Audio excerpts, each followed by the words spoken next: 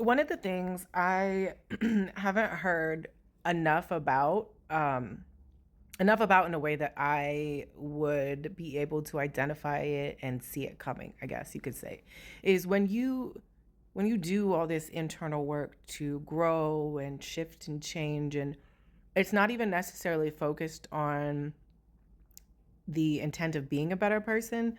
The better person comes as a byproduct, but the intent is, for me, the intent of my growth and my study of self and just human nature and design is I'm very aware that I have a limited amount of time. I really want to enjoy my life, and directly tied to my enjoyment of life is the impact that I have. And in order to have sustained impact, you have to grow yourself. But what comes with that is I've been doing a lot of study and talking to my mentor, my therapist, my spiritual coach about the grief that comes with outgrowing people and seeing the growth in between you that is now there that wasn't there before. And it's a dual grief, because there's the one grief of like, oh gosh, this isn't going to fit anymore. And then this other side of grief of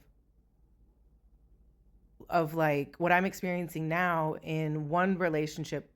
Um, I'm just constantly in these situations of having to place new boundaries. And so I'm constantly toe to toe with awareness of, yeah, yeah, you allowed yourself to be spoken to that way. And yeah, you allowed that treatment, or yes, you allowed that response to turn into a spiral against yourself, when really you just weren't yet either safe enough in your own life or aware enough to be able to show up fully as yourself.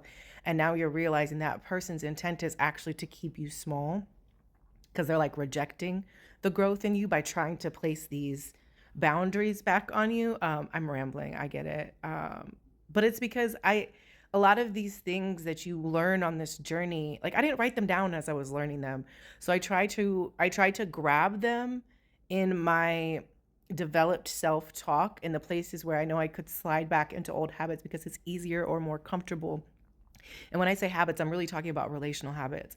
And when I don't, I have this just like really solid self talk going on.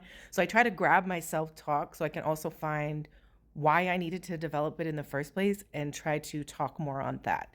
And in an age of losing human touch, I'm not going to script these. I'm not going to put them on a calendar. I'm just going to bring you along in real life when I have to re tap into them. So, yeah.